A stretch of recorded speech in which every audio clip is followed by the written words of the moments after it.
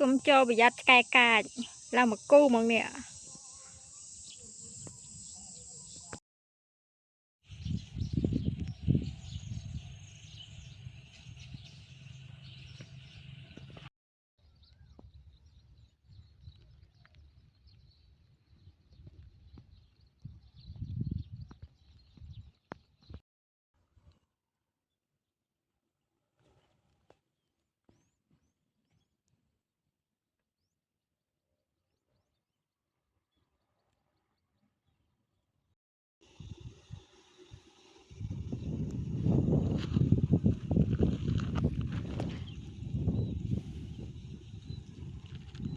មានគ្រប់សពនេះបងប្អូន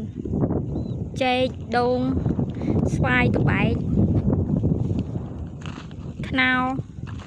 ល្មុតមានជារួមគឺមានដំណាំឈើហូបផ្លែច្រើនហ្មងមានកញ្ចោះមានទឹ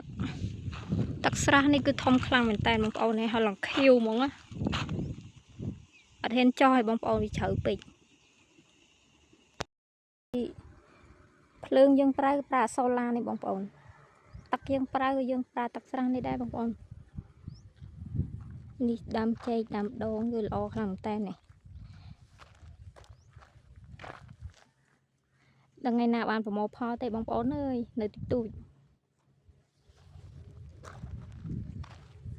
ដីចកាយើងធំខ្លាំងមែនតើបងប្អូន20 ហាត់បងប្អូនធំខ្លាំងមែនតើហើយ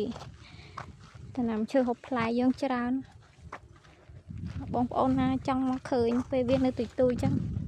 អាចមកលេងកម្សាន្តបាននៅកសិដ្ឋាន51បងប្អូន